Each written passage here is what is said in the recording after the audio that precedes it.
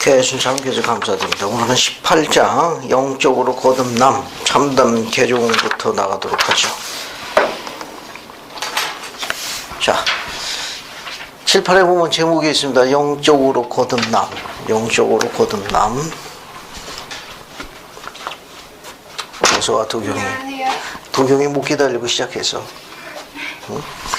자, 여기 보세요. 영적으로 거듭남. 이 영적으로 거듭남이라는 건 뭐와 관련이 있는가 하면은 침례의식과도 관련이 있어요.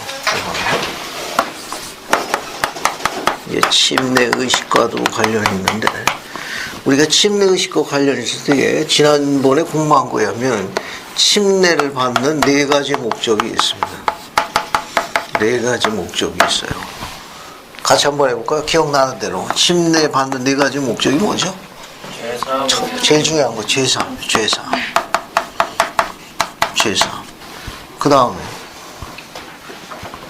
또 기억나는 거 뭐 없어요? 지상에 세워진 왕국 교회, 그리스도의 교회 회원이 되는. 그렇죠. 교회 회원이 되는 교회 회원. 교회 회원이 되는 거예요. 바꿔 말하면 하나님 왕국의 백성이 돼요. 백성이 됩니다. 또 뭐 기억나는 건 뭐 있습니까? 해이왕국의 허가. 해이왕국. 뭐가 있습니까 이제? 오늘 영적으로 거듭남이라는 주제와 관련이 있는 거예요. 개인적인 성결의 문이 열려요. 문이 열려요. 그러면 우리가 죄사함을 위한 뭐의 침례를 받는 거예요? 죄사함을 받기 위한 의식으로서 침수로서의 침례.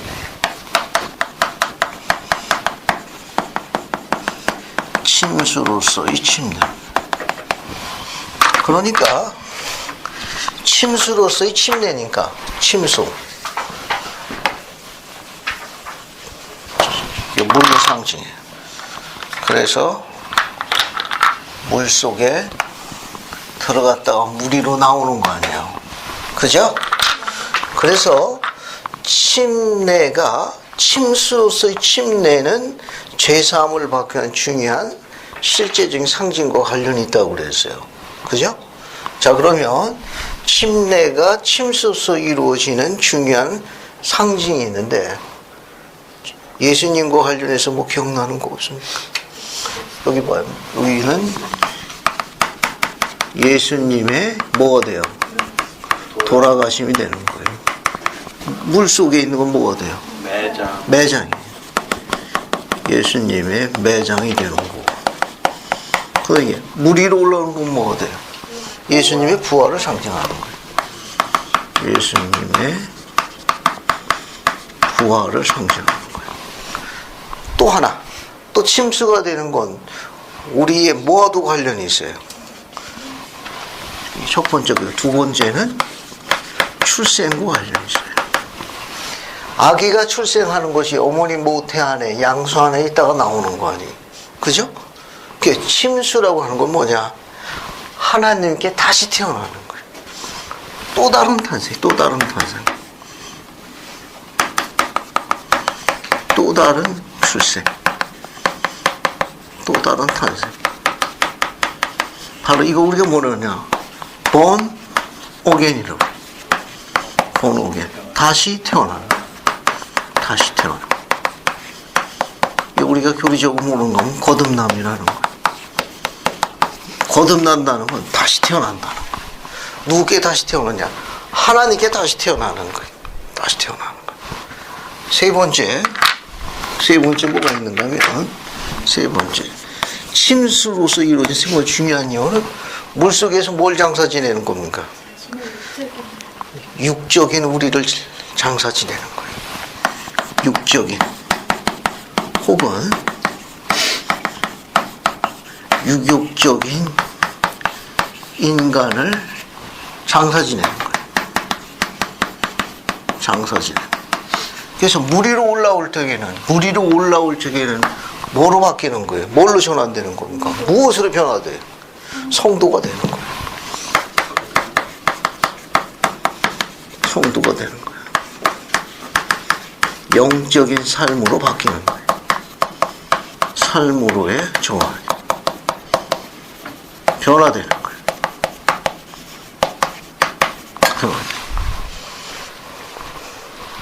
변화되는 겁니다. 됐죠? 자, 그러니까 우리 영적으로 이 거듭난다는 건 뭐냐면은 본어게 다시 태어나는 거예요. 하나님께 다시 태어나는 거예요. 하나님께 다시 태어난다는 건 뭐냐면은 이 물속에서 우리의 이런 육적인 인간을 장사 지내는 거예요. 좀 벗어버리는 거예요. 벗어버리고 새 옷을 입는 거예요. 즉 성도의 옷을 새로 입고 영적인 삶으로 전환되는 거예요. 그게 영적으로 거듭남을 이야기하는 거예요. 몰몬경의 베냐민 왕은 영적으로 거듭나는 거에 대해 가지고 이 육적인 인간을 벗어버리는 과정을 가르친 게 있어요. 아주 유명한 가르침입니다. 너무 아름다운 거예요. 특히 이 부분에 대해서 2012년 4월호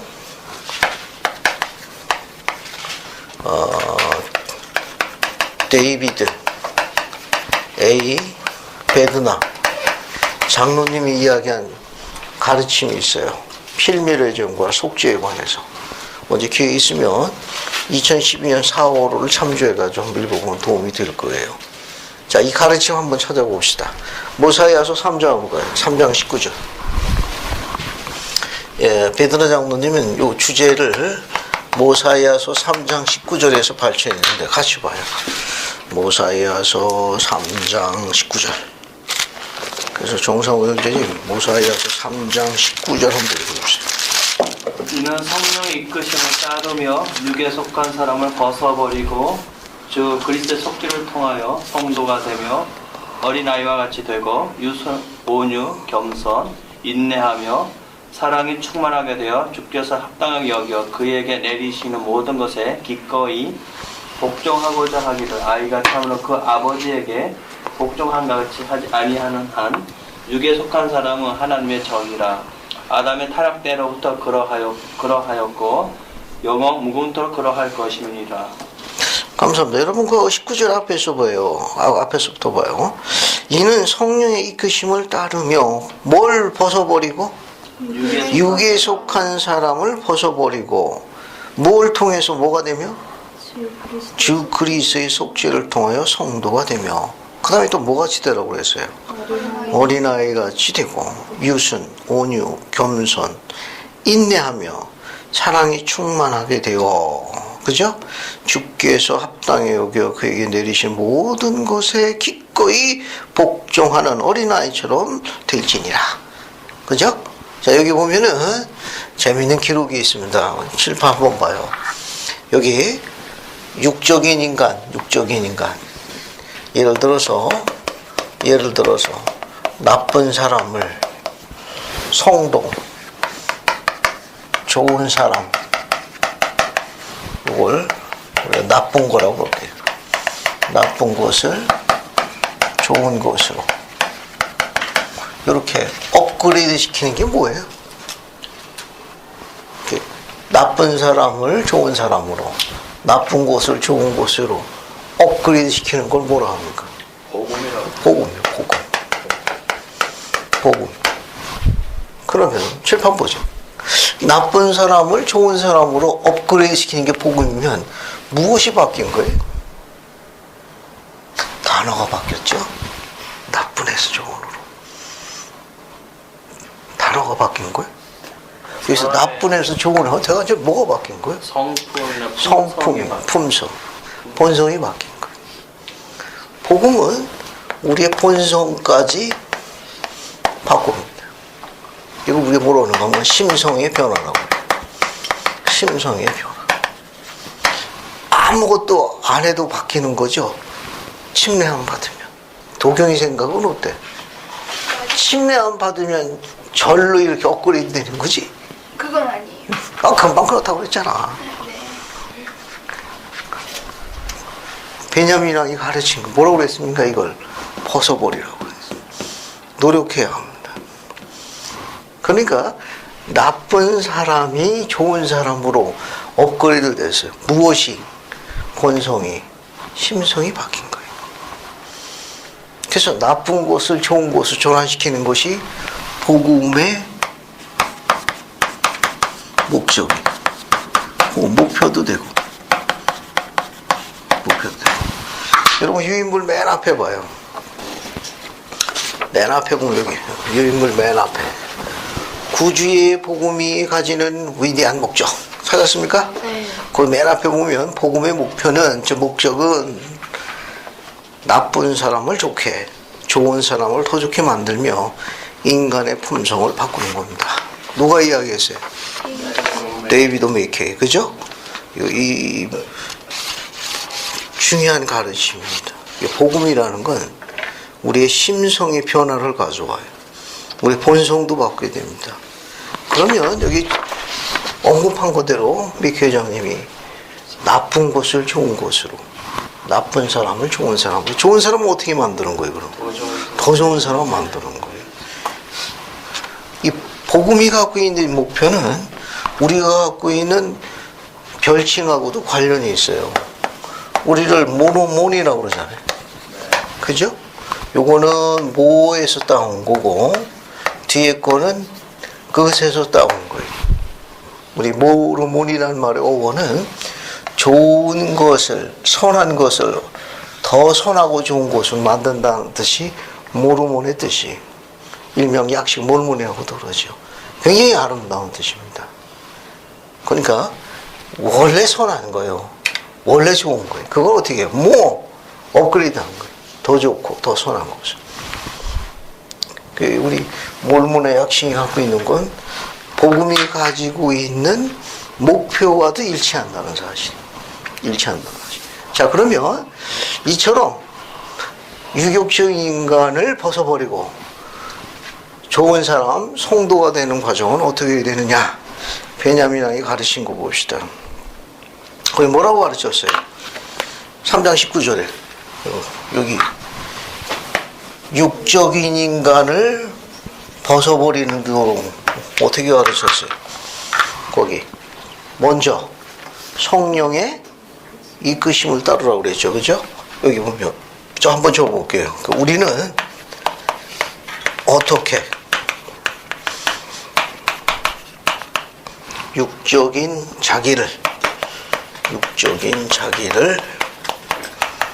벗어버릴 수 있는가? 벗어버릴 수 있는가? 첫 번째는 베냐민이 뭘 공부하고 있습니까? 성령의 이끄심을 따르라. 성령의 이끄심을 따르는 거예요. 성령의 이끄심을 따르라. 그 다음에 또 뭐가 되라고 그랬습니까? 성도가 되는 건 뭘 통해서? 주 그리스도의 속죄를 통해서. 속죄를 통해서 성도가 되는 거예요. 주 그리스도의 속죄를 통해서 속죄를 받아들여서 우리가 침수의 침례를 받음으로 해가지고 이제 성도가 되는 거예요. 지금 이제 육적인 자기를 벗어내는 거예요. 육적인 자기라는 건 육적인 남자 혹은 육적인 여자 다 포함되는 거예요. 이 육적인 남자와 육적인 여자가 어떻게 하여 하나님의 남자와 하나님의 여자로 바뀌느냐 그런 말입니다. 그것을 베냐민 왕은 어떻게 해서 육적인 인간이 옷을 벗을 수 있느냐, 그 육적인 옷을 벗을 수 있느냐고 이야기하는 거예요. 첫 번째는 뭡니까? 성령의 이끄심을 따르는 거. 두 번째는 그리스도의 속죄를 받아들이고 이해하고 의지함으로써 뭐가 돼요? 성도가 되는 거예요. 그러니까 세상적인 육욕을 깨끗이 실 수 있는 힘은 어디서 오는 거예요? 속죄에서 오는 거예요. 속죄를 통해서 오는 겁니다. 그 다음에 이제 그 사람이 유격의 옷을 벗어버리기 위해서 속죄를 받아들이고 난 다음에 속죄의 힘에 의해 가지고 점점 업그레이드 되는 거예요. 속죄의 가르침에 의지하고 의지할수록 이해력이 점점 커져서 그 사람이 점점 그리스도를 닮아가는 거예요. 하나님의 사람을 닮아가는 과정을 묘사한 겁니다. 그래서 성도가 되는데 또 성도 뒤에 또 뭐가 나옵니까? 성도 뒤에 뭐가 나옵니까? 또 뭐가 되라고 했어요? 어린아이 같이 되라고 했는데, 그죠? 어린아이 같이 돼. 어린아이 같이 돼. 이 어린아이 같이 되라는 건 뭐냐? 그 뒤에 몇 가지 요소가 나와 있죠? 그 몇 가지 요소 한번 적어볼게요. 첫 번째 나오는 게 유순이 나와 있네. 그 다음에 온유가 나왔고, 그 다음에 겸손, 그 다음 또 뭐가 나와 있어요? 인내, 그 다음 사랑, 충만. 그리고 뭐 뒤에 거 하나 더 추가하면 순종. 이렇게 뭐 묘사할 수 있어요. 이것이 지금 요즘 베냐민 왕이 재혼한 이 상황은 우리가 베냐민 왕이 이야기한 그 두 번째, 욕에 속한 사람을 벗어버리고, 그 3장 19절 두 번째 줄에 육에 속한 사람을 벗어버리고, 우리가 영적으로 거듭난다는 건 뭐냐 하면은 육에 속한 자기를 벗어버리는 거예요. 육에 속한 자기를 벗어버리려면 어떻게 해야 되느냐? 첫 번째 뭘 갖고 하셨습니까? 성령의 이끄심을 따르는 거예요. 그게 주님의 영의 인도를 받는 거예요. 두 번째는 속죄를 통해서 성도가 되는데, 성도가 된다는 건 다른 말로 뭘로 표현했어요? 어린아이 같이 되는 거예요. 유순, 온유, 겸손, 인내, 사랑, 충만, 순종. 이제 이것이 어떻게 적용되는지 한번 찾아볼게요. 찾아봅시다. 여러분, 유인물 두 번째 봐요. 성구연구. 찾았어요? 네. 그 유인물 보면 베냐민 왕이 질문한 거예요. 어떻게 육으로 된 자기를 버릴 수 있냐? 그 다음에 밑에 따라가요. 거기 보면 육에 속한 사람을 어떻게 해요? 벗어버리는 거예요. 그죠? 그 다음에 거기 권고대로 성령의 이끄심을 따라 화살표시 따라갑니다. 나쁨에서 좋음으로 가는 여정은 우리 각자가 지닌 육에 속한 남자나 육에 속한 여자의 본능을 뭐 하는 겁니까? 유격적인 본능을 벗어버리는 걸 이야기하는 거예요. 그 다음에 주 그리스도의 속죄를 통하여 성도가 된다는 거 조금 전에 이야기했어요. 어린아이 같이 되는데 유순, 온유, 겸손, 인내하며 사랑에 충만하고 또 그분의 가르침을 이제 기꺼이 순종하는 거예요. 밑에 거 보면 이것은 좋은 사람을 더 좋게 하는, 다시 말해서 성도가 되어가는 지속적인 인생 여정의 두 번째 단계를 묘사하고 있는 것이다. 그러니까 첫 번째 단계는 뭐냐면은 주 그리스도의 속죄를 통해 가지고 어떻게 되는 거예요? 침례 받아서 성도가 되는 거예요. 성도가 된 다음에 계속해서 어떻습니까? 성령의 이끄심을 인도받아가도 점점 어떻게 되는 거예요? 좀 업그레이드 되는 걸 이야기하는 걸 이야기해요. 그래서 여러분 이제 또 뭘 비교해 볼 수 있는가 하면은, 여러분 거기 비교 봐요. 비교. 유인물의 성구, 연구 비교해가지고 성구가 두 개가 있어요. 거기 보면 니바이전서 7장 뭐가 돼 있어요? 17절 있고, 모사야서 24장 14, 15절 있어요. 같이 찾아봅시다. 그래서 안희숙 자매님이 니바이전서 7장 17절 한번 읽어봐요. 그러나 이렇게 되었나니 내가 굳게 기도하여 이르되 주여 주를 믿는 나의 신앙을 쫓아 나를 내 형들의 손에서 건져 주시옵소서. 진정 내게 힘을 내리사 나로 하여금 나를 묶은 이 결박을 끊게 하시옵소서라고 하였느니라. 감사합니다. 한 번 더 읽어볼게요. 내가 주께 기도하여 이르기를 주여 주를 믿는 나의 신앙을 쫓아 나를 내 형들의 손에서 건져 주시옵소서. 진정 내게 힘을 내리사 나로 하여금 나를 묶은 이 결박을 끊겨서 하였느니라. 18절 이게 이렇게 되었나니 내가 이 말을 하고 나자 보라 결박이 내 손과 발에서 풀려났더라. 그죠? 그렇게 나와 있죠?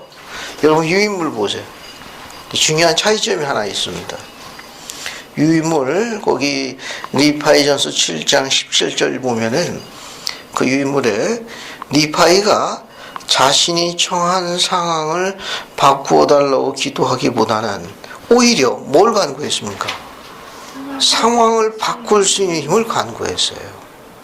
이게 상황을 바꿀 수 있는 힘, 여기에 17절에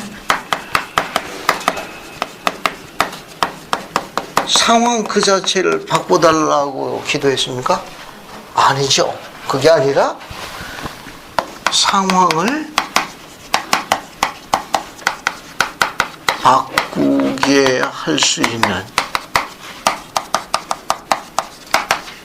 힘을 간구했어요.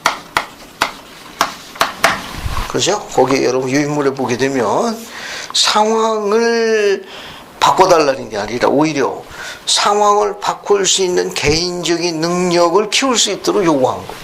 바꿀 수 있는 개인적인 힘, 능력이 향상되는 걸 요구한 거예요. 향상된 걸 요구한 거예요. 이걸 데이비드 베드나 장로님은 뭐라고 설명했는가 하면 속죄에 가능하게 하는 힘이다. 이렇게 설명했어요. 지금 여기 나와 있는 지금 이 부분을 뭐라고 얘기해요? 물론 속죄의 힘과 별개로 꼭 구분하는 건 아니에요. 두 개가 다 긴밀한 관계를 갖고 있습니다. 여기 봐요. 여기 그리스의 속죄를 통하여 그리스의 속죄의 힘이나 여기서 이 변화시킬 수 있는 개인적인 힘이나 두 개가 아주 면밀한 밀접한 상관관계가 있다는 거예요. 즉 이건 뭐라고 그러는가 하면 속죄의 가능하게 하는 힘, 능력 이렇게 설명했어요.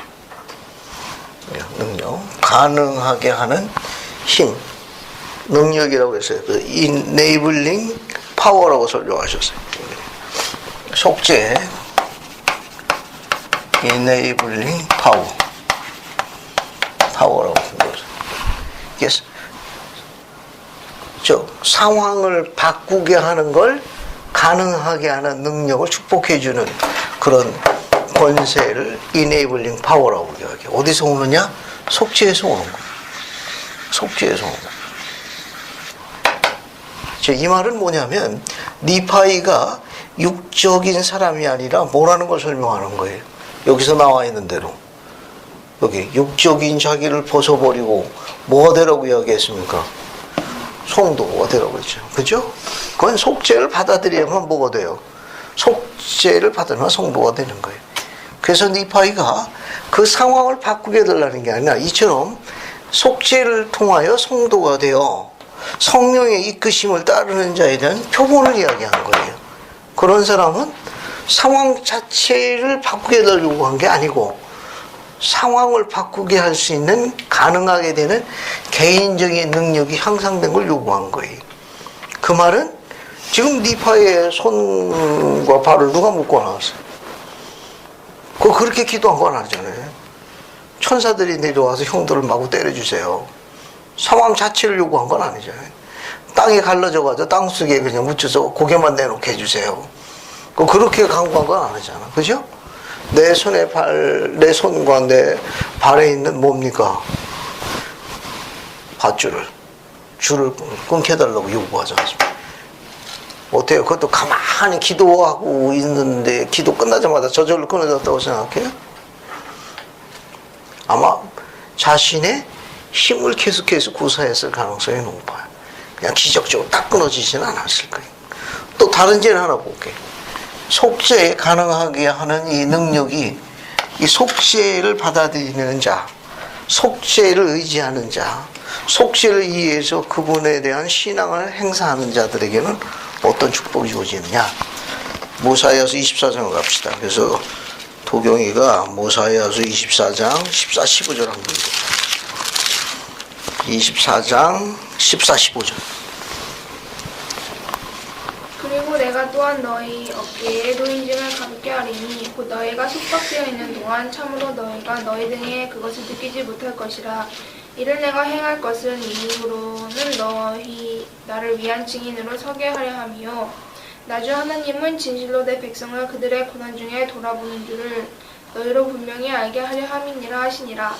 이에 이제 이렇게 되었나니 엘마와 그의 형제들 외에 지워진 짐이 가벼워졌고 참으로 주께서 그들을 강하게 하사 그들로 쉽게 그들의 짐을 지시게 하심에 그들이 주의 모든 뜻을 즐거이 인내를 가지고 복종하였더라. 감사합니다. 여러분 15절에 이에 이제 이렇게 되었나니 엘마와 그의 형제들 위에 지워진 짐이 어떻게 됐어요? 가벼워졌어요. 근데 그전에는 이 짐이 어땠습니까? 무겁게 느껴졌는데 어떻게 갑자기 이렇게 가볍게 느껴졌어요? 무게가 줄었나요? 짐 종류의 메뉴가 바뀐 겁니까? 아니 어떻게 해서 이게 같은 짐이 줄어든 것도 아니고 주님께서 그들을 강하게 하사 힘을 정확하게 잘 봤어요. 여러분 유인물에 봅시다. 베드나 장로님이 뭐라고 설명했는지 한번 볼게요. 자 거기 유인물의 모사에서 24장 14, 15절을 보면 데이비드의 베드나 장로님이 이야기하신 직사각형이 있죠? 안희숙 자매님 꼭 한번 읽어보세요. 이 일화에서 이 일화에서 바뀐 것은 무엇입니까? 바뀐 것은 짐이 아니었습니다. 백성들이 받던 박해의 고난과 어려움은 당장 사라지지 않았습니다. 하지만 엘마와 그의 백성들은 강해졌습니다. 그들의 능력과 힘이 커져서 지고 있던 짐이 가벼워졌습니다. 이 선한 백성은 속죄로 힘을 받아 주체로서 행동을 하고 자신의 환경에 영향을 주었습니다. 그리하여 주의 힘을 입어 엘마와 그의 백성은 안전한 제이라 헤물라 땅으로 인도되었습니다. 감사합니다. 거기 나와 있죠? 이 일화에서 바뀐 게 무엇입니까? 바뀐 것은 짐이 아니었습니다. 백성들이 받던 박해의 고난과 어려움은 금세 사라지지 않았습니다. 하지만 엘마와 그의 백성은 어떻게 됐어요? 그의 백성들은 강해졌습니다. 신앙으로 강해진 거예요. 좀 더 문장을 풀어서 뭘 통해서 강해진 거예요? 그리스의 속죄를 통해서요. 그리스의 속죄를 통해서 강해진 겁니다. 그리스의 속죄를 이해하고 그 가르침에 의지한 거예요. 그래서 그들은 신앙을 행사한 걸로 간주되어 그들의 환경을, 상황을 바꾸게 할 수 있는, 가능하게 되는 개인적인 능력이 향상된 거예요. 능력이 향상된 겁니다.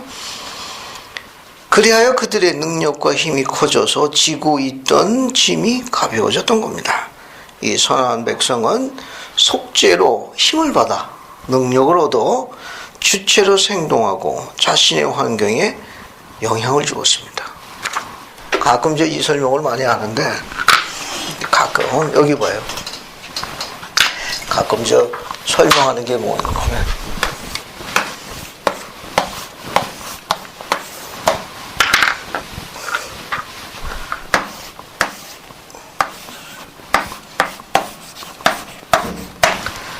턱걸이 알죠? 요즘 젊은이는 좋은 시대야. 우리 안자매님은 체력검정 시험 봤죠?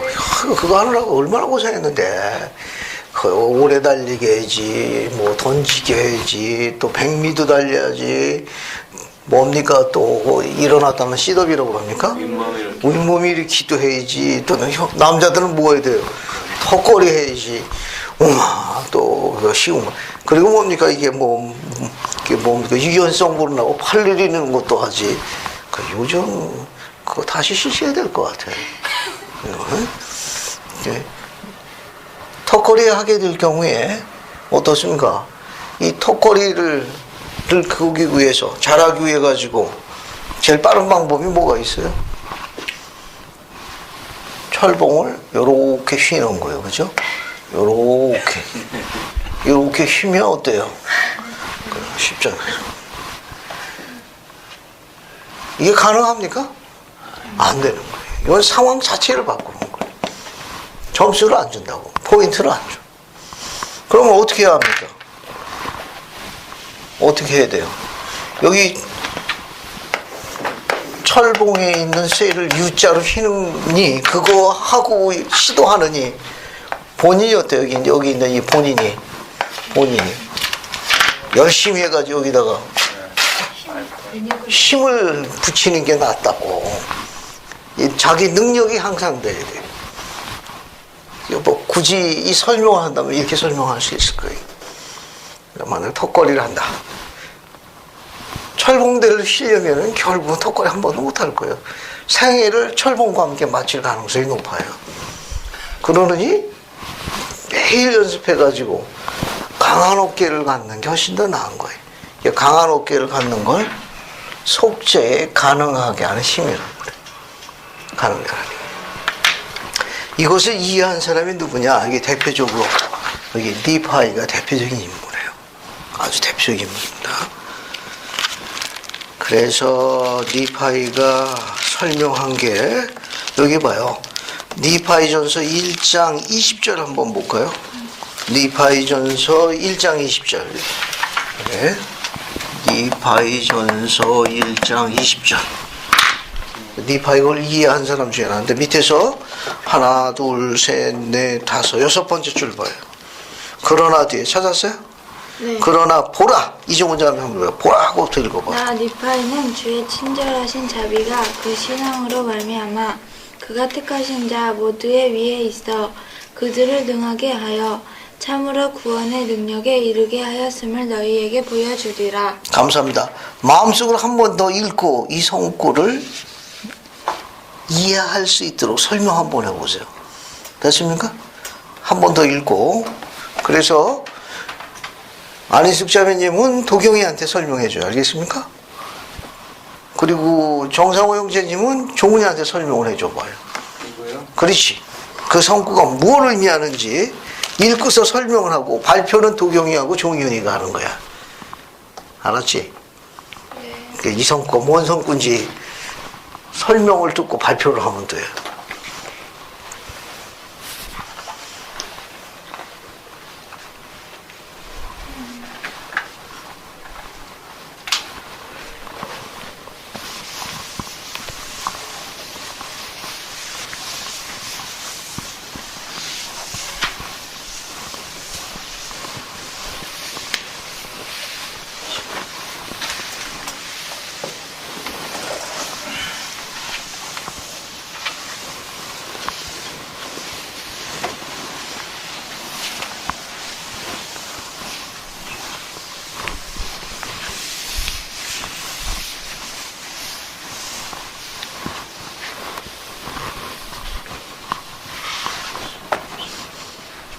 자, 이제 설명해요. 정상호 형제님, 종훈이한테 설명해봐요.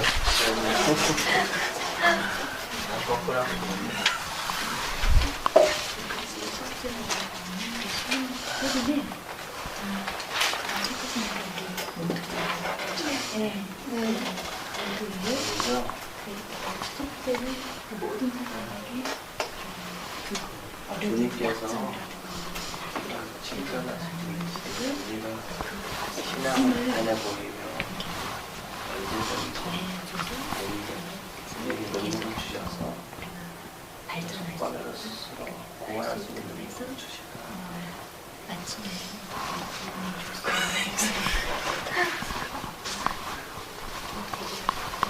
노력하는 자에게 능력을 주셔서 그런 풍경을 기뻐 일어설 수 있는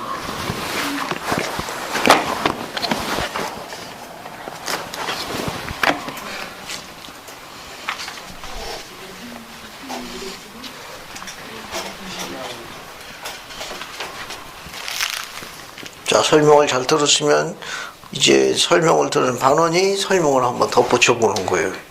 이종훈 자매 어떻게 설명이 됐는지 한번 발표를 한번 해봐요. 그 성구가 뭘 의미하는 건지. 우리가 주님께 신앙을 나타내 보이면 주님께서 우리가 속박에서나 헤쳐나갈 수 있는 힘을 주신다고. 우리가 노력하는 자에게 주님께서 거기에 대한 능력을 주셔서 문제에 대한 해결을 해 나갈 수 있도록 해주시다. 감사합니다. 조금 이따 정리를 할게요. 어쨌든 설명을 하고 쓰고 있어. 안색이 별로 안 좋아 보여. 도경이. 저는요, 주 그리스도 예수 그리스도의 속죄를 믿는 신앙을 통해서 우리가 모두가 성장해가지고 구원을 향한 할 수 있는 그런 힘을 주신다. 감사합니다. 더 쉽게 설명할게. 앞에 봐요. 설명을 잘했는데. 이 니파이는 어쩌면 베드로 장로님이 이야기한 속죄를 이해했어요. 속죄를 이해하고 속죄를 의지함으로 인해 가지고 무엇이 성장했습니까? 그 안에 뭐가 자리 잡았어요? 앞에 봐요. 사랑하는 여러분. 니파이는 그리스도의 속죄를 이해했어요. 또 속죄를 의지하는 마음으로 인해 가지고 그의 마음에 뭐가 자리 잡게 됐습니까? 신앙이 자란 거예요.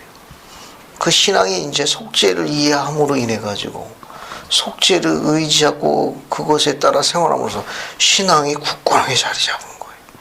그래서 지금 자기가 형들로부터 인한 속박에 쌓여 있는 거 아니에요. 지금 예를 들어서 지금 이야기하고 나면 그 속박 속에 쌓여 있는 거예요. 또 동생이니까 어떻게 방법이 없는 거 아니에요. 하지만 그 속박으로부터 구원할 수 있는 능력이 어디부터 왔느냐? 그리스도의 속죄를 이해하고 의지하고 이것은 그분을 향한 신앙으로 말미암아 주님께서는 신앙을 행사한 니파이를 신앙으로 인해서 축복하신 거예요. 그래서 주의 친절하신 자비로 말미암아 니파이가 주님께 향한 신앙으로 말미암아 축복하셔가지고 그 상황을 바꾸게 하신 게 아니라 니파이가 그 상황을 스스로 자신을 구원할 수 있는 개인적인 능력을 축복하신 거예요. 그러니까 그 속박 속에 쌓여있는 니파이를 주님께서 속박을 아예 다른 상황으로 바꿔주신 게 아니라 그 속박을 이겨나갈 수 있도록 속박을 극복할 수 있도록 그가 지닌 신앙에 따라 축복하신 거예요. 그래서 그의 속박을 이겨나갈 수 있는 그의 구원의 능력, 자립의 능력이 향상된 거예요. 그걸 뭐라고 그러느냐? 속죄에 가능하게 하는 능력, 힘이라고 이야기하는 거예요. 날 봐요. 우리 다 속박에 쌓여 있잖아요. 크거나 작거나 다 있잖아요. 어떨 땐 그런 생각할 수도 있어요. 세워라, 그냥 막 가라. 다 가라, 그냥. 또 어떨 때는 무인도 하고 싶은 생각도 있잖아요. 핸드폰도 안 들고 하고, 이메일도 한다, 아무데나 그냥. 무인도가 나 혼자 살란다. 그런 생각 할 수도 있거든요. 근데 그게 구원이 아니라, 현재 있는 속박으로부터 벗어난다는 몸부림이라는 걸 이야기하는 게 아니라, 우리가 주체가 되는 거예요. 속박에 끌려다니는 수동체가 되는 게 아니라 내가 주체가 돼가지고 내가 속박으로 인해가지고 끌려다니는 종 노릇하는 게 아니고 내가 주체가 되어 속박을 내 능력 밑으로 끌어내리는 거예요. 그래서 그것을 우리가 극복하는 거예요. 그것을 뭐라고 그러냐? 속죄에 가능하게 하는 능력이라고 그래요. 그건 신앙에 대한 축복이에요. 그래서 신앙에 대한 그 축복으로 주님께서 친절하신 자비로 우리가 속죄를 이해하고 의지하는 신앙을 행사할 때마다 항상 축복하시는 거예요. 그 속박이 이번에 극복했다고 그래가지고 다음번에 안 오느냐? 그렇지 않다는 거지. 계속 스케줄이 온다는 거예요. 그 스케줄이 올 때마다 속박에 대한 스케줄이 올 때마다 우린 계속해서 신앙을 행사하고 속죄에 대한 가능하게 능력을 더욱더 향상시켜서 속박에 이끌려가는 수동체가 되는 게 아니라 오히려 주체가 돼가지고 속박을 다스리는 거예요.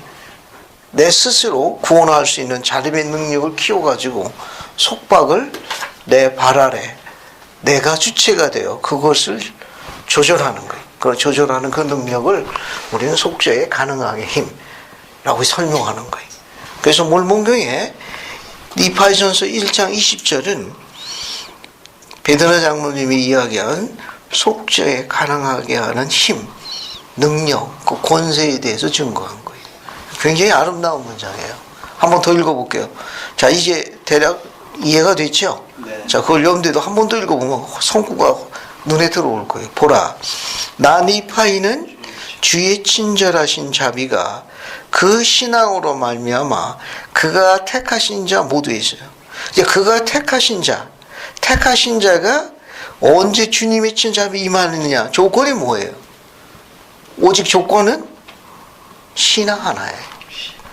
오직 그 신앙으로 말미암아 그 신앙을 보시고 당신이 택하신 모든 자 위에 그분의 자비가 임하는 건데 어떻게 임하느냐? 그들을 능하게 하여 능력을 갖게 하시는 거예요. 참으로 구원의 능력에 이르게 하여서 스스로 구할 수 있도록 하신 거예요. 주체가 된 거예요. 수동체가 된 게 아니라 주체가 된 거예요.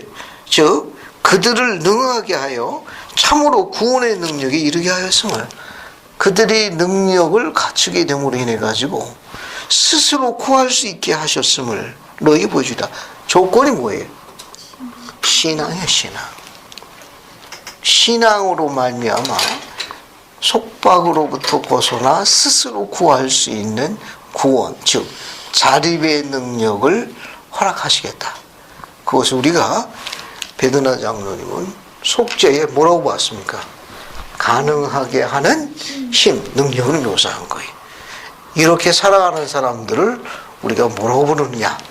영적으로 거듭난 사람, 성도들, 하나님의 남자, 하나님의 여자로 불려온다.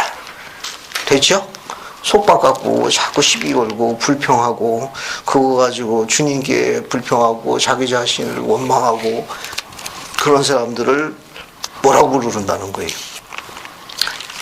육에 속한 사람으로 경전에서 묘사하고 있다.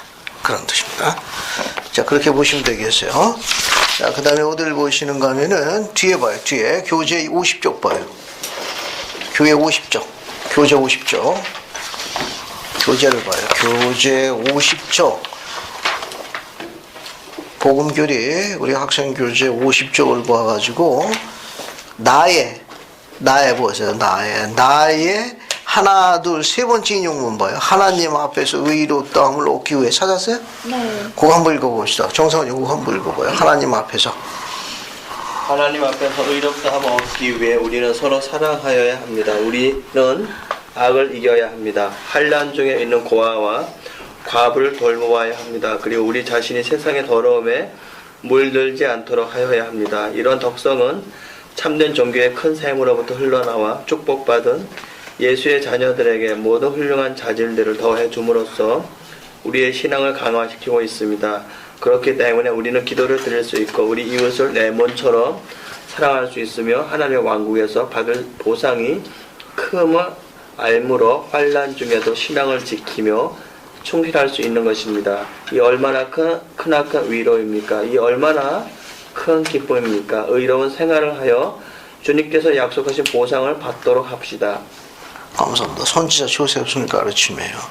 이 가르침에 보면 맨 앞에 하나님 앞에서 의롭다 함을 얻기 위해 우리는 서로 사랑해야 합니다.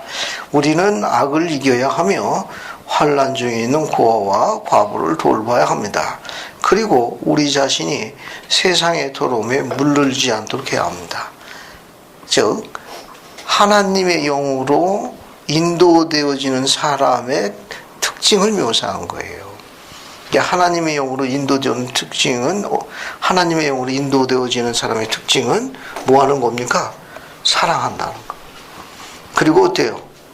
악을 이기고자 하며 환난 중에 있는 고아와 과부를 돌볼 뿐만 아니라 자기 자신이 세상에 더러움에 물들지 않도록 노력하는 자를 하나님의 영으로 인도되어지는 자를 묘사한 겁니다. 그 다음에 이제 옆으로 가요. 다의 첫 번째 거 봅시다. 이종원 자매님, 다의 첫 번째 거 한번 읽어볼게요. 성결케 된다는 것은 깨끗하고 순결하고 흠없게 되는 것이며 세상의 피와 죄로부터 자유롭게 되며 성령으로 거듭난 새로운 피조물이 된 자 곧 영으로 거듭남으로써 새롭게 된 육체를 가진 자가 된다는 것을 뜻한다. 성결케 된다는 것은 복음의 율법과 의식에 따름으로써만 얻을 수 있는 거룩한 상태이다. 감사합니다. 그 맥콩이 장로님 이야기한 건데 맨 마지막 문장만 봐요. 성결케 된다는 것은 어떻게 되는 겁니까? 즉 복음의 율법과 의식에 따름으로서 얻을 수 있는 거룩한 상태다. 이제 우리가 언제 성결케 되느냐? 복음의 율법과 의식에 따름으로서만 얻을 수 있는 거룩한 상태예요. 그러니까 우리가 거룩한 사람이 되기 위해서는 어떻게 해야 됩니까? 여기 나와 있는 대로 복음의 율법과 의식에 따라야 돼요. 그래서 우리는 이걸 이렇게 한번 쓸 수 있어요. 이건 우리가 거룩하게 된 사람이 되고자 한다면 우리는 어떻게 해야 된다. 뒤에 문장을 완성할 수 있죠. 우리가 거룩하게 된 사람이 되고자 한다면 우리는 어떻게 해야 돼요? 복음의 율법과 의식에 온전히 순종해야 한다. 따라야 한다. 그렇게 쓸 수 있을 거예요. 그죠? 우리는 복음의 율법과 의식에 온전히 순종한다. 뭐 이렇게 문장을 이렇게 쓸 수 있을 거예요.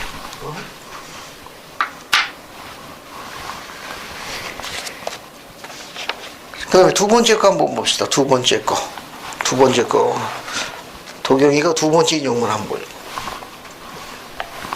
두 번째 거. 어떤 사람의 뜻과 열정과 느낌이 완전히 하나님과 그의 요구에 일치될 때 그 사람은 성결케 된다. 하나님의 뜻 속에 흡수되어 나를 모든 선함으로 인도하고 궁극적으로 나에게 불멸과 영생의 관을 얻게 하는 것이 나의 뜻이다. 감사합니다. 브리검령 회장님이 맨 첫 줄만 보면 돼요. 어떤 사람의 뜻과 열정과 느낌이 완전히 하나님과 그 요구에 일치될 때 그 사람이 드디어 어떻게 되는 겁니까? 성결케 되는 거예요. 그러니까 우리의 뜻을 뒤로 미루고, 그죠? 거룩하게 된 사람, 요걸 성결케 되면 어때요? 하나님의 뜻과 온전히 일치되도록 생활해요.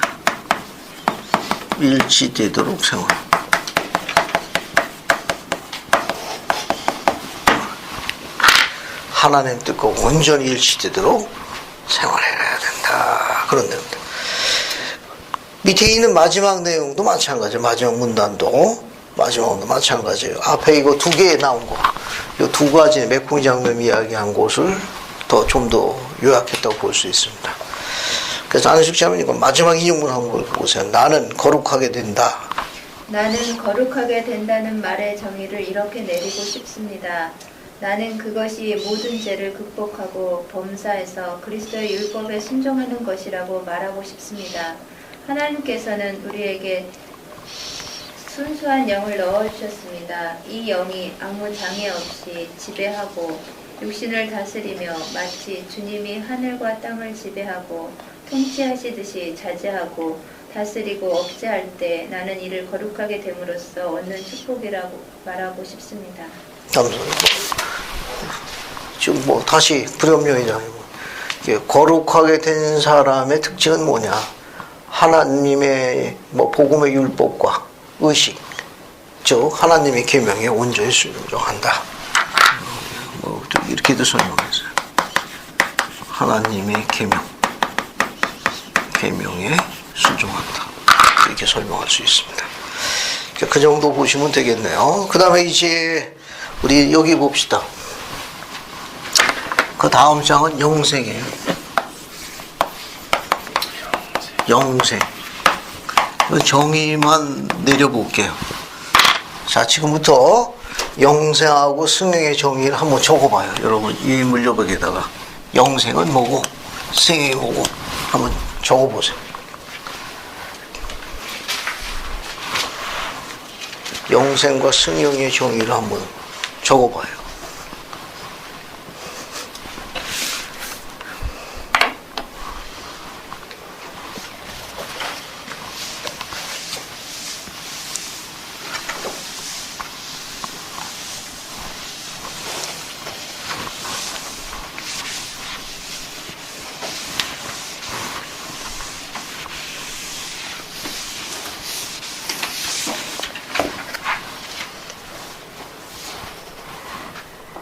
한번 적어봅시다. 영생, 승영, 정의를 한번 적어봐요.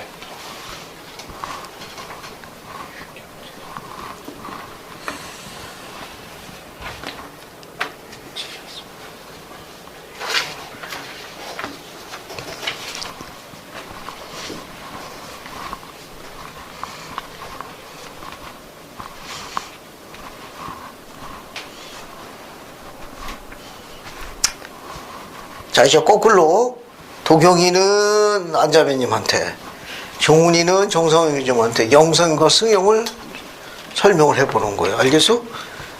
그래서 이제 두 분은 그 설명을 발표하시는 겁니다. 도경이 안자매한테 한번 설명을 하고, 종훈이는 정성영님한테 한번 설명을 해보라. 영생과 승영을 설명해요. 교회에서 많이 들은 거예요. 이거 많이 쓰는 말이고. 설명을 한번 해봐요. 영생도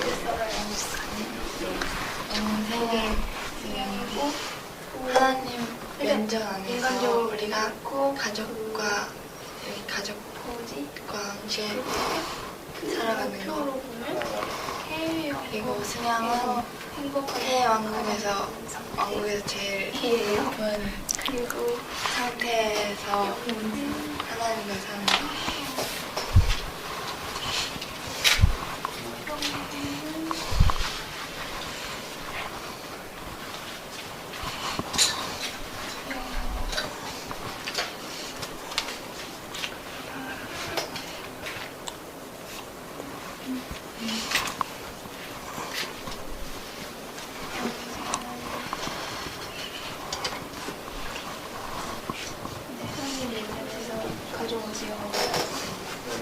그렇게 승역을 해서 영생을 하는 거.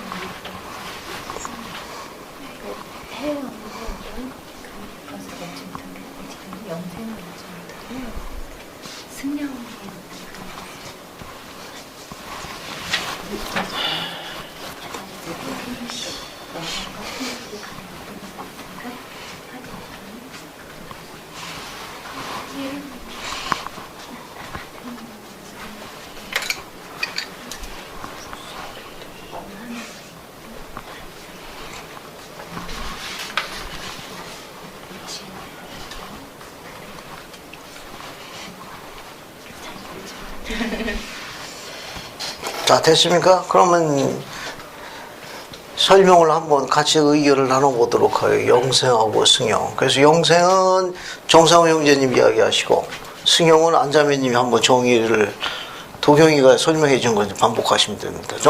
영생이 뭐예요? 그러니까 하나님의 면전에서 네. 이제 영원한 가족으로서 함께 사는 거. 그러니까 하나님이 갖고 있는 삶을 우리도 누리는 거. 설명 아주 잘했습니다. 그러니까 영생이라는 건 이게 eternal life예요. eternal life라. eternal. 예, 영생, eternal life니까 영원한 삶. 그러니까 이건 하나님이 사시는 삶. 그러니까 하나님의 삶이에요. 하나님의 삶입니다. 이건 이게 영생, 영원한 삶 직역하게 되면 eternal life니까 하나님이 사시는 삶인데 어떻게 사느냐? 이건 여러분 경전 안에서 뭐라고 나옵니까? 하나님의 면전에서 무엇으로서? 가족으로서.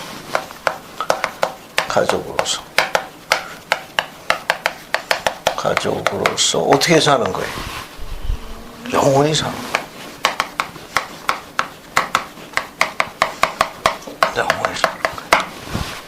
영원히 사는 거예요.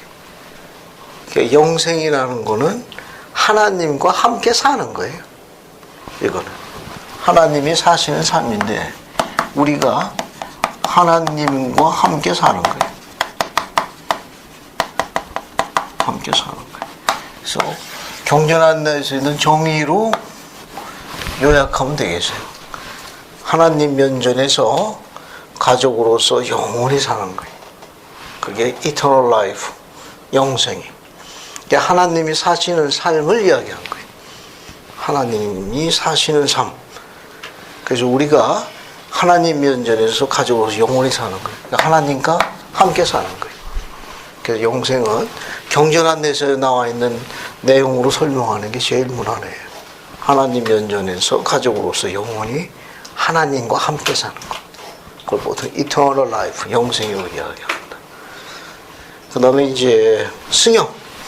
아자매, 승영은 어떻게 설명했습니까?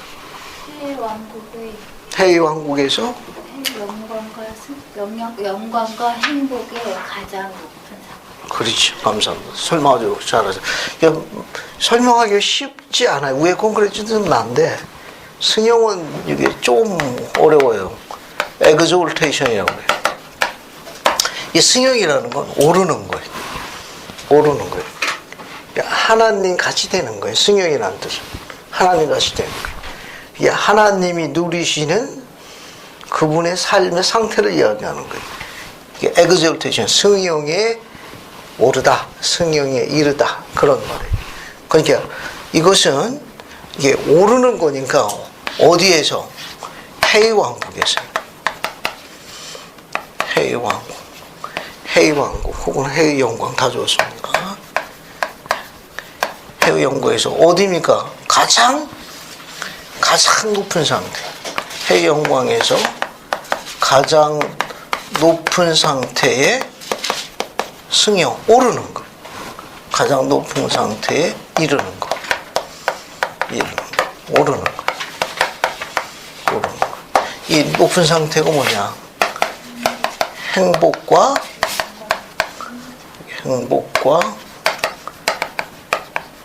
영광의 가장 높은 상태에 이르는 거예요. 어디에서?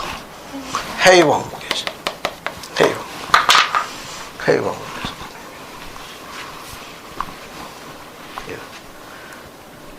승용이라는 건 하나님처럼 되는 거예요. 그러면 어떻게 하나님처럼 되냐? 그분의 영광의 상태를 얘기하는 거니까 해왕국에서, 해영광에서 가장 높은 상태, 무엇? 행복과 영광의 가장 높은 상태, 오르는 걸 이야기합니다. 그런 상태를 이야기하는 거예요. 그래서 정의만 이해하시면 무난하시겠습니다. 여러분 교재 52쪽 보세요. 교재 52쪽. 교재 52쪽 어딜 보시는가 하면은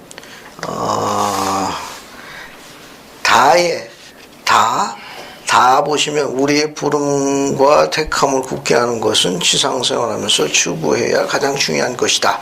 그래서 하나, 둘, 셋, 네 번째 거 봐요. 네 번째. 마지막 인용 봅시다. 하나님의 왕국에서 찾았어요? 하나님의 왕국에서 봉사하도록 찾았습니까? 네. 그거 한번 읽어볼게요. 하도경장 이거 한번 읽어볼게요. 하나님의 왕국에서 봉사하도록 부름을 받은 사람들이 많다. 주님께서는 믿음이 없고 부름과 임무를 받았으나 견디어내지 못한 사람들에게는 그들의 축복을 받게 될 것이라는 약속을 결코 하신 적이 없다.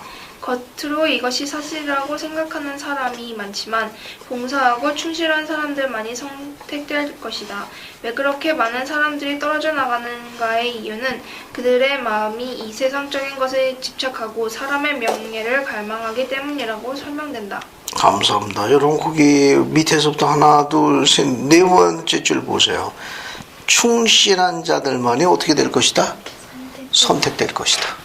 충실한 자들만이 선택될 것이다. 이거야. 앞에 봐요. 재밌는 거 하나 설명할게요. 우리가 복음을 받아들이는 첫 번째 상태의 거의 대부분이 평범한 상태. 그래서 복음대로 생활하면 내가 어떻게 되느냐?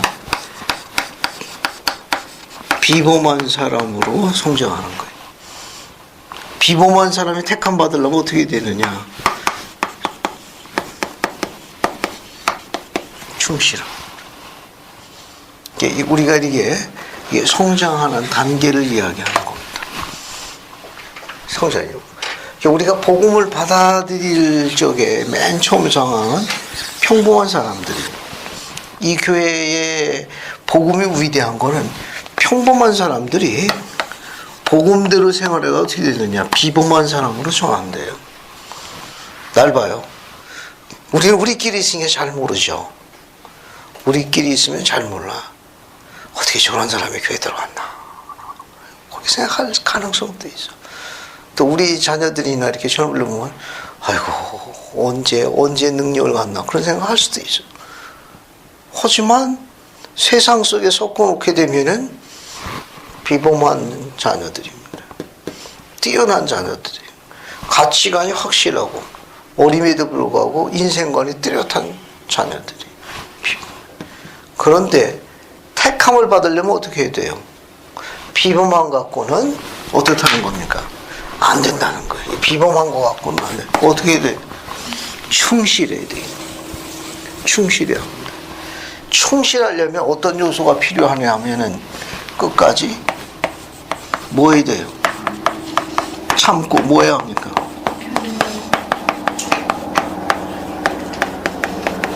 견뎌야. 그래서 이것을 뭐라고 설명했느냐? 모사이아서 24장 15절에 단어 하나로 요약했어요. 아까 다시 봐요. 모사이아서 24장 15절에서 이 단어가 하나 언급되어 있습니다. 언급되어 있어요. 모사이아서 24장 15절 밑에서부터 세 번째 줄 봐요. 찾았습니까? 네. 그들이 뒤에 뭐라고 나와 있어요? 주의 모든 뜻에 주의 모든 뜻에 어떻게 즐거이 인내를 가지고 복종하였더라. 즐거이. 거기 뭐 어떤 단어가 나온다고 그랬어요? 인내. 인내란 단어. 인내. 인내를 우리가 다른 말로 뭐라고 그러는가 하면 천국의 미덕이라고 해요. 천국의 미덕이라고 해요. 천국의 성품이 인내를. 인내 없으면 천국에 못 갑니다. 못 들어가요. 인내. 또 천국의 미덕이랄 뿐만이 아니라 또 이렇게 해도 설명해요. 신앙의 정수라고도 그래요. 핵이라고 그래. 핵. 핵심이에요. essential. 정수, 인내.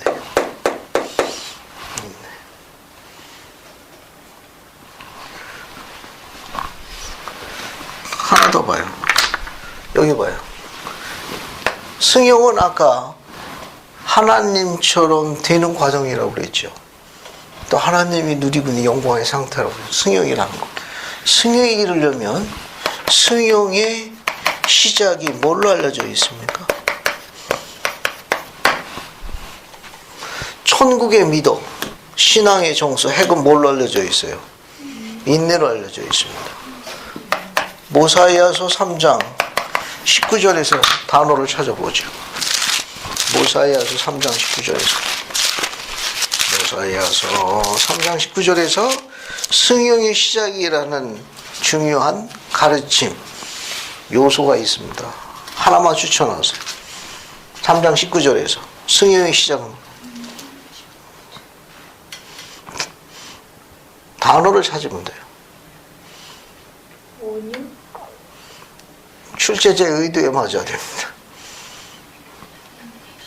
가히 큰 사치에 갔습니다. 그 어귀 안에 다 들어 있습니다. 저 온유 이야기한 그 어귀 안에 다 들어 있어요. 그 구절 안에 다 있습니다. 어린아이. 그걸 단어가 너무 길어. 축소. 더 줄인 단어가 있어요. 더 줄인 단어가 있다고. 어린아이처럼 낮아지는 이렇게 단어로 줄인 게 있다니까. 성도도 길어. 단어가 같은 수인데 다른 용어가 있습니다. 어린아이처럼 낮아져서 성도가 되는 거. 성령. 너 겸손이 겸손. 승령의 시작은 겸손이에요. 겸손. 됐죠? 자, 오늘 우리 모사이아서 24장하고 모사이아서 3장에서 배운 게 있어요. 승령의 시작은 어부터 시작된다? 겸손. 천국의 미덕이요 신앙의 정수의 핵은 뭐다? 인내. 전부 이거 전부 어디서 오는 거예요? 그리스도의 속죄에서 나오는 것들이에요. 그리스도의 속죄에서 나오는 것들입니다. 그 정도 보고요. 다시 이제 교재 52쪽 나의 맨 마지막 인용문 봐요. 교재 나의 맨 마지막 인용문. 메론지 롬니 회장님이 이야기한 거 찾았어요? 그거 한번 읽어볼게요. 안 해주시면 이거 영생은 그거 인용문 한번 읽어주십시오. 영생은 하나님 자신이 누리시는 생활의 특성이다. 하나님께 아버지께서 만드시고 예수 그리스도의 대속에 의해서 운영되는 복음 계획은 모든 사람의 손이 미칠 수 있는 곳에 영생을 가져다 준다. 주님은 만일 내 계명을 지키고 끝까지 견디면 영생을 얻으리니 라고 말씀하시면서 이러한 확신을 주셨다. 감사합니다. 그래서 맨 위에 보게 되면 영생은 하나님 자신이 누리시는 뭐예요? 생활의 특성입니다. 아버지께서 만드시고 예수 그리스도의 속죄에 의해서 운영되는 복음의 계획은 모든 사람의 손에 미칠 수 있는 곳에 영생을 가져다 준다. 교리하성경 14편 7절 인용되어 있죠. 주님은 만일 내 계명을 지키고 그 다음에 끝까지 견디면 영생을 얻으리라고 말씀하시면서 이런 확신감을 우리에게 주셨다. 됐죠? 지금 그렇게 이해하시면 되겠습니다. 그러니까 결국 우리가 현세에서 여기 있는 건 하나의 과정이에요. 극히 제한된 부분의 과정입니다. 이 과정을 잘 습득하게 되면 우리는 다음 세상에서 훨씬 더 영화로운 삶을 누릴 수 있을 거예요. 그 다음에 이제 성찬으로 넘어갑시다. 성찬은 무엇을 상기시키는 의식이에요? 그리스도의 속죄를 상기시키는 의식입니다. 아주 중요한 의식이에요. 이건 여러분 유인물의 설명을 잠깐 과정 설명을 해놨어요. 여러분 유인물 보시게 되면은 거기 도표가 나오죠. 도표를 같이 공부해요. 여기 그렇지. 복음의 제일 중요한 핵심은 그리스도의 속죄예요. 이것이 복음의 정수예요. 복음의 하나. 속죄가 없으면 복음이 아무런 의미가 없습니다. 속죄를 어떻게 해요? 앞으로 있을 일을 예비하기 위해서 태초부터 뭐가 주어졌습니까? 유인물 봐요. 동물의 희생이 주어진 거예요. 동물의 희생. 이 희생은 뭘로 주어졌습니까?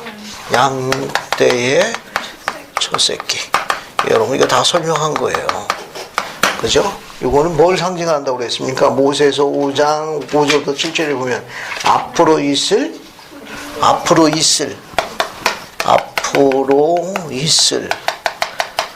구주의 희생의 모형이에요. 희생의 모형입니다. 이 모형이. 그래서 이제 그리스도의 속죄가 이루어집니다. 그렇게 속죄가 이루어져요. 이루어지고 나가지고 오늘날에는 뭘로 바뀌었어요? 성찬의 상징물을 취하고 있습니다. 오늘날은 이게 희생 번제를 안 바치는 거예요. 더 이상 속죄로 인해서 완성돼 가지고 더 이상 이제 동물의 이상을 요구하지 않는 거예요. 됐죠? 이거. 그래서 오늘날은 성찬에 뭘 취하는 겁니까? 상징물을 취하는 거예요. 상징물을 취하는 거예요. 이거는 뭐합니까? 그리스도의 속죄를 뭐 하는 거예요? 기억하는 거예요. 기억. 그러니까 후기 성도에게 강조되어야 할 제일 중요한 단어가 뭐예요? 기억이라는 단어예요. 후기 성도에게 아무리 강조해도 지나치지 않는 단어가 있다. 그게 뭐냐? 기억하는 거예요. 뭘 기억하는 겁니까? 그리스의 속죄의 희생을 기억하는 거예요. 뭘 기억하느냐고. 성찬의 상징물 취함으로 해가지고 우리 구주의 속죄의 희생을 기억하는 거예요. 기억하는 거예요. 그래서 성찬 의식이 그렇게 중요한 거예요. 이게 기억하는 거예요. 이 의식이 바로 뭐냐? 이게 성찬 의식. 성찬 의식. 그래서 성찬의 상징물, 우리 뭘 취합니까? 떡하고 물이죠. 떡은 뭘 상징해요? 그리스도의 찢기신 살. 즉, 그분의 몸을 상징하는 거예요.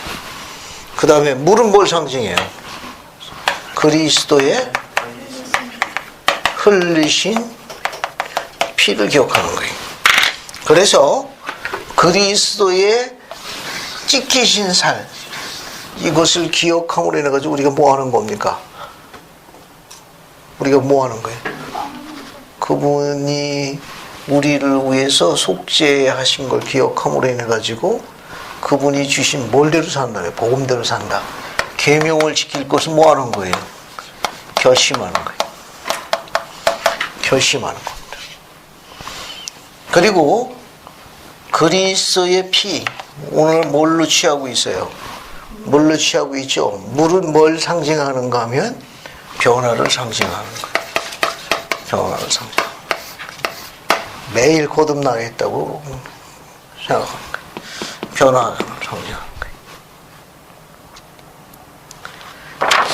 자, 그래서 우리는 성찬을 취함으로 인해 가지고 그리스도의 속죄 희생을 기억하고 또 그분의 찢기신 살, 흘리신 피를 우리가 어떻게 하는 겁니까? 항상 기억하는 거예요. 그래서 우리는 매주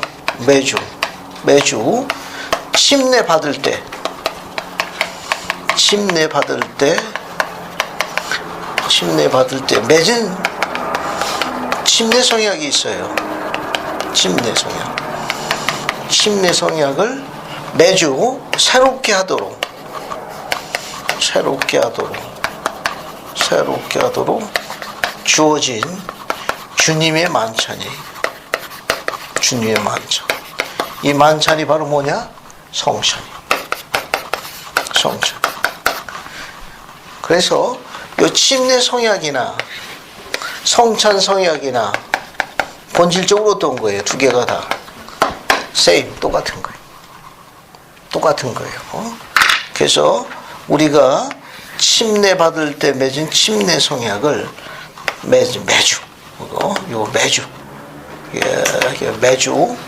새롭게 하도록 주어진 주님의 만찬으로 바뀌었어요. 바뀐 게 뭐냐? 오늘날 성찬이. 그러니까 침례 성약이나 성찬 성경이나 두 개 어떤 거예요? 본질적으로 똑같은 거예요. 그러면 우리가 가지고 있는 교리야 성야 20편 봐요. 교리야 성야 20편 37절하고 모사이아서 18장 8절부터 10절은 침례 성약을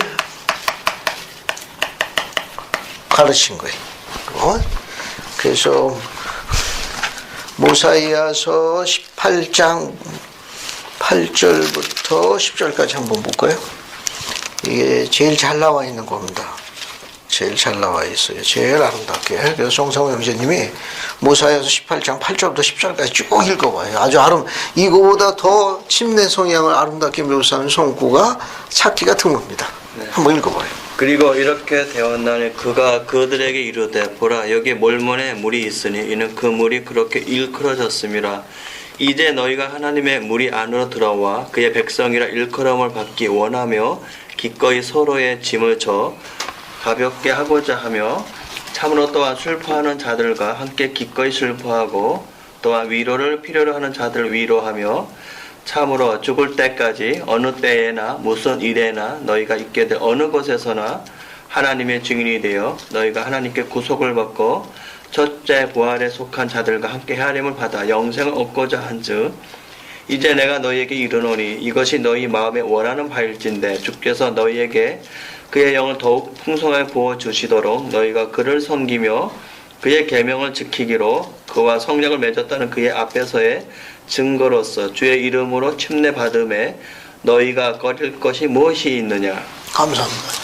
아주 아름답게 묘사를 했는데 엘마가 이렇게 가르친 것이 침례 성약에 관해서 이렇게 아름답게 가르친 부분은 다른 데 찾기가 어려워요. 우선 그 내용 중에 우리가 눈여겨봐야 할 건 9절 하나 둘 세 번째 줄 봐요. 세 번째 줄면 참으로 죽을 때까지 어느 때에나 무슨 일에나 너희가 있게 될 어느 곳에서나 뭐가 되는 겁니까? 하나님의 증인이 되는 거예요.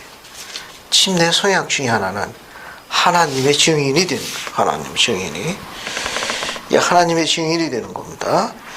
그 다음에 이제 우리가 그렇게 생활하게 되는 10절 세 번째 줄 보면 세 번째 줄 봐요. 주께서 너에게 그 영을 더욱 풍성하게 부어주시도록 우리가 어떻게 합니까? 너희가 그를 섬기며 그 다음에 그의 계명을 지키기로 증거해야 돼요. 그러니까 여기 봐요. 여기 모사이아서 18장 10절 보게 되면 침례 성약을 이야기한 거. 우리가 누굴 섬기는 거예요? 그를 섬기는 것을 예수 그리스도의 이름을 받들며 이렇게 표현해요. 받들며. 예. 우리 뭐 그를 섬기며 이렇게 묘사했는데 문장을 이렇게 바꿀 수 있습니다. 그리스도의 이름 뭐 하는 겁니까? 그분의 이름을 받들고 그 다음에 또 뭐가 있어요? 언제 어느 때나 어느 곳에서 뭐가 됩니까? 하나님의 증인이 되는 거예요. 하나님의 증인으로 일어서는 거예요. 일어서는 거예요. 그 다음에 세 번째 뭡니까? 그의 계명을 지키는 겁니다. 그의 계명을 지킬 것을 증거하는 것. 그것을 증거. 이게 침례 성약이에요. 자, 침례 성약 따라서 하세요. 예수 그리스도의 이름을 받들며 예수 그리스도의 이름을 받들며 하나님의 증인으로 일어서고 하나님의 증인으로 일어서고 그의 계명 지킬 것을 증거함. 그의 계명을 지킬 것을 증거함. 그러면 이 성찬 성약을 같이 볼게요. 성찬 성약 보기 전에 요 계시도 한번 봅시다. 교례 성약 20편 37절. 요거 같이 봐요. 교례 성약 20편 37절. 20편 37절 봐요. 봤습니까? 거기 보면 침례 양식에 관하여 교회에 주시는 계명으로서 하나님 앞에 자신을 겸손히 낮추고 침례를 받기를 원하며 상한 마음과 통회하는 심령으로 나와서 자기의 모든 죄를 진실로 회개하였음과 거기 뭐라고 나와 있어요? 예수 그리스도의 이름을 기꺼이 받들며. 이게 성약이 끝까지 그를 섬겨 결심하여 그 앞에 증거하고 그 다음에 그들의 죄사함을 얻도록 그리스도의 영을 받아들였음을 진실로 그들의 행위로서 나타낸 모든 사람. 이게 뭐냐? 계명을 지킬 것을 증거해야 돼요. 지킬 것을 증거해야 합니다. 그래서 아구에 보면 예수 그리스도의 이름을 뭐 하는 거예요? 기꺼이 받들고 끝까지 그를 섬기는 결심을 정의로 일서겠다는 결심을 하고 그 다음에 뭡니까? 그 다음에 맨 마지막은 계명을 지킬 것을 증거해야 돼요. 그러면 성찬 성약은 20편 77절에 있어요. 20편 77절 봐요. 20편 77절. 봤습니까? 거기 보면 다 읽지는 않고 중간 부분 밑에서 하나, 둘, 셋, 넷, 다섯, 여섯, 일곱 번째 줄부터 봐요. 일곱 번째 보면 오 하나님 영원하신 아버지시여. 찾았어요? 네. 오 하나님 영원하신 아버지시여 또한 저희가 기꺼이 거기 뭐라고 나옵니까? 거기 성찬 성약이 나오네. 여기 성찬 성약은 어떻게 되어 있어요? 첫 번째 여기도 마찬가지네. 그죠? 예수 그리스도의 뭐라고 되어 있어요? 이름을 받드는 겁니다. 받들며, 그죠? 두 번째 뭐가 되어 있어요? 항상 그를 기억하는 겁니다. 항상 그를 기억하고. 세 번째는 뭡니까? 그가 주신 계명을 지킬 것을 뭐 하는 거예요? 증거하는 거예요.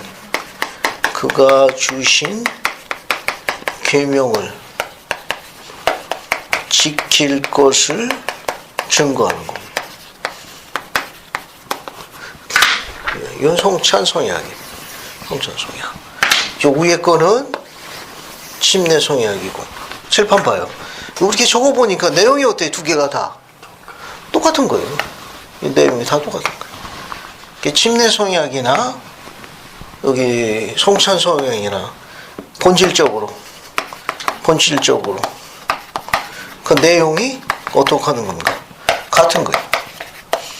그래서 침례 받을 적에 그분을 섬기고 정의로 일어서고 계명을 지킬 것을 우리가 증거했어요. 그것을 매주 새롭게 송약을 맺도록 만들어준 의식이 뭐냐? 성찬의식이에요. 성찬의식. 그래서 뭘 기억하는 겁니까? 그리스도의 속죄의 희생을 뭐 하는 거예요? 기억하는 거예요. 기억하는 거예요. 그래서 우리가 그리스도 이름을 받들고 항상 그를 기억하고 그가 주신 계명 지킬 것을 증거하게 되면 주님께서 어떤 축복을 주시겠다고 약속하셨죠? 어떤 축복이에요? 항상 그의 영이 누구와 함께하는 거예요? 우리와 함께하는 거예요. 항상 그의 영이 우리와 함께하도록 축복하십니다. 함께하시. 자, 여기 봐요. 하나 더 정리할게요. 우리가 성찬을 취하면서 그리스도 이름을 기꺼이 받들고 항상 그를 기억하도록 생활하게 되면 이것은 우리가 주님의 영과 함께하기 위해서 우리가 애쓰는 과정이에요. 주님의 영이 언제 우리와 함께하느냐? 우선 우리가 주님의 영과 가까이 할 수 있도록 어떻게 돼야 돼요? 아까 적인 거는 거룩하고 성결케 돼야 돼. 아니, 그릇이 깨끗해야 담아주죠. 그릇이 지저분하면 담을 수가 없잖아. 그리스도의 이름을 받들고 항상 그분을 기억해서 그리스도 증언으로 일어설 수 있도록 어떡합니까? 생활해야 돼. 그러면 그 생활하는 과정은 뭐냐? 우리가 그분의 영과 함께 하도록 우리가 소망하고 갈망하는 상태예요. 그래서 계명을 부지런히 온전히 지킬 때마다 그분이 뭘 하시는 거예요? 그분의 영을 항상 우리에게 풍성하게 부여주셔서 그분의 영이 우리와 함께 기꺼이 함께 하시는 거예요. 경전의 다른 부분을 한번 살펴볼게요. 경전에 우선 교재를 먼저 봅시다. 53쪽 교재 53쪽 교리적인 개요 나의 2번 봐요. 나의 2번과 3번을 안수자매님 두 개 다 읽어보세요. 우리는 성찬을 취할 때 그리스도의 이름을 받들고 항상 그를 생각하며 그의 모든 계명을 지키는 침례의 성령을 새롭게 한다. 한편 구세주께서는 항상 그의 영이 우리들과 함께 하시도록 우리들과 성약을 맺으신다. 감사합니다. 그러면 우리 다른 경전을 한번 찾아볼게요. 뭘 보시는가 하면 제3리파의 18장으로 갑니다. 제3리파의 18장으로 갈게요. 3리파의 18장 7절 한번 봅시다. 몇 개 찾아볼게요. 어디 봅시다. 3리 18장 7절 찾았어요? 이종원 자매님 7절 읽어봐요. 또 이를 너희는 내가 너희에게 보인 나의 몸을 기억하여 할지니 이것이 너희가 항상 나를 기억함을 아버지께 증거하는 것이 되리라. 또 만일 너희가 항상 나를 기억하면 너희는 너희와 함께할 나의 영을 갖게 되리라. 감사합니다. 거기 뭐라고 되어 있어요? 만일 너희가 항상 나를 기억하면 너희는 너희와 함께할 나의 영을 갖게 될 것이다. 11절 하도용자하면 11절 읽어. 또 이를 너희는 회개하고 내 이름으로 침례받는 자들에게 항상 행할지며 또 너희는 내가 너희를 위하여 흘린 바 나의 피를 기억하여 이를 행하여 너희가 항상 나를 기억함을 아버지께 증거하도록 하라. 만일 너희가 항상 나를 기억하면 너희가 나의 영으로 너희와 함께하리라. 감사합니다. 여러분 거기 밑에서부터 네 번째 줄 봐요. 여기 보면 너희가 항상 나를 기억함을 아버지께 증거하도록 하라. 만일 너희가 항상 나를 기억하면 너희가 나의 영으로 너희와 함께하리라. 그렇게 되면 결국 그분의 영이 우리와 함께하도록 축복해 주셔야 한다는 거예요. 됐죠? 중요한 게 또 하나 있습니다. 중요한 게 있어요. 25절 정상훈 형제 25절 한번 읽어보시면. 또 내가 명하여 너희 중 아무로 가버리지 않게 하고 오히려 명하여 너희로 하여금 내게로 와서 만지며 보게 한 것을 너희가 아나니 그와 같이 너희도 세상에 대하여 행하라. 누구든지 이 계명을 깨트리는 자는 스스로 유혹에 들게 하느니라. 감사합니다. 어때요? 이 의로운 백성들은 주님의 몸을 만져봤잖아요. 옆구리도 만져보고 발도 만져보고 눈물도 흘리고, 그죠? 자, 우리는 그렇게 할 수 있도록 오늘날 뭐가 주어져 있는 거예요? 성찬에 떡은 뭘 상징해요? 그리스의 몸. 성찬의 물은 그리스의 흘리신 피.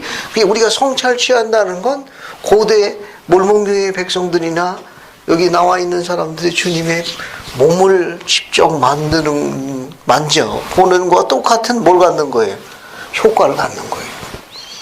그러면 성찬을 우리가 경히 다루게 되면 그 성약을 매주 새롭게 하는 걸 소리하게 되면 어떻게 되는 겁니까? 뭐라고 경고했어요? 25절 밑에 두 번째 줄. 누구든지 이 계명을 깨트리는 자는 어떻게 된다? 스스로 유혹에 빠져들게 됩니다. 성찬에 주어진 이 성약을 매주 새롭게 하지 않는 자는 어떻게 해요? 유혹에 빠지게 됩니다. 성찬이 얼마나 중요한지 이야기했죠. 이건 말로 표현할 수 없을 만큼 중요한 의식이에요. 왜? 후기 성도라면 앞에 봐요. 아까 베냐민이 뭐라 했습니까? 육적인 자기를 벗어버리고자 하면 성령의 따르심을 권고했잖아요. 성령의 따르심을 따라야 하며 성령의 인도하심을 따라야 하며 영 아니야 영. 그러면 어떻게 해요? 성찬 취해야 돼. 성찬을 소리 여기면 주님의 영에 제한받는다 이야기한 거예요. 우리가 성찬의식을 하나님께서 제정하신 중요한 이유가 있습니다. 아주 중요한 이유가 있어요. 하나님께서 성찬의식을 제정하신 이유, 여기 유인물 직사각형 좌측편 맨 밑에 직사각형이 있어요. 찾았어요? 데이비드 미케 회장님이 하신 말씀입니다. 데이비드 미케. 안익숙 자매님, 그 마지막으로 읽어보세요. 성찬 의식을 수행함으로써 근본적으로 중요한 것이 세 가지 있습니다. 첫째는 자아 의식입니다. 우리는 각자 자신의 합당성에 관하여 스스로 살펴보고 합당하게 취해야 합니다. 둘째는 성약을 맺는 것입니다. 성약은 약속 이상의 것입니다. 셋째는 또 다른 축복으로서 이것은 주님과 가까운 관계를 맺고 있음을 느끼는 것입니다. 즉 자신과 대화를 하고 주님과 대화를 하는 기회입니다. 감사합니다. 한 번 더 읽어볼게요. 성찬 의식을 수행함으로써 근본적으로 중요한 세 가지가 있습니다. 성찬 의식이 제정된 세 가지 중요한 이유가 되겠어요. 첫 번째는 자의식이. 어떤 자의식? 깨닫는 겁니다. 자기 스스로 그걸 깨달아야 돼. 우리는 각자 자신의 합당성에 대해 스스로 살펴보고 자신이 하나님 앞에 정결케 되었는지, 성결케 되었는지, 거룩하게 되었는지 자기 스스로 깨달아야 돼요. 두 번째, 또 매주 그 의식을 통해 가지고 성약을 어떻게 하는 겁니까? 새롭게 해야지. 그래서 그분의 영의 축복을 받아야 돼요. 그 영이 우리와 함께해서 나와 함께 할 수 있도록 매주 성약을 새롭게 해야 합니다. 셋째, 다른 축복인데 우리는 성찬을 취하는 그 성찬 그 성스러운 의식을 통해 가지고 주님과 어떤 관계를 맺는 거예요? 아주 가까운 개인적인 관계를 맺는 거예요. 그가 나의 구주이며 내가 그분의 자녀이고 그분이 나의 하나님이고 내가 그분의 백성임을 아주 불가분한 관계가 있다는 개인적인 친밀한 하나님과의 관계가 맺어지는 겁니다. 그래서 자신의 합당성에 대해서 대화하고 또 주님과 뭐 하는 겁니까? 대화하는 거예요. 그분의 영을 느끼도록 대화하는 거예요. 이 시간이 바로 아주 우리에게 주는 성찬식이라는 중요한 의식이에요. 성찬의식입니다. 됐죠? 그래서 우리는 이런 정도 보시면 되겠네요. 그래서 교재를 한번 읽어볼게요. 교재 54쪽 봅시다. 54쪽. 54쪽 좌측편 맨 위에 인용문 봐요. 좌측편 맨 위에 인용문. 침례는 찾았습니까? 네. 침례는 죄사함을 위한 것입니다. 합당하게 침례를 받은 사람은 그리스도의 흘리신 피 때문에 그들의 죄를 용서받게 됩니다. 그들의 옷은 어린 양의 피로 씻겨집니다. 그들이 침례를 받으러 합당하게 성찬을 취한다면 그들은 물의 침례로 맺은 성약을 새롭게 합니다. 두 개의 성약은 뭡니까? 침례 성약과 성찬 성약은 동일한 겁니다. 보로살, 공기. 됐죠? 자, 그 다음에 이제 쭉 넘어가 가지고요. 어딜 보시는가 하면은 55쪽 맨 마지막 인용문 봐요. 맨 마지막 인용문. 그 첫 번째 줄만 보면 됩니다. 성찬은 실제로 침례의 물에서 성약을 맺은 사람인 성도들을 위한 거예요. 성찬은 궁극적으로 이야기하게 되면 침례를 받은 성도들을 위한 성스럽고 거룩한 의식입니다. 그들이 주님의 영으로 인도되어지고 그런 풍성한 축복을 받아서 예비된 의식이 바로 이 성찬 의식이라는 독특한 의식이에요. 됐죠? 자, 그래서 오늘은 영적으로 거듭난 영생 성찬을 공부했습니다. 그 다음 주는 예임을 공부할 거예요. 예임, 배도, 회복, 그 다음에 이스라엘의 분산과 집합 다루게 될 거예요. 이제 회복의 시대로 접어들어가는 교리를 공부할 거예요. 예수 그리스도입니다. 아멘.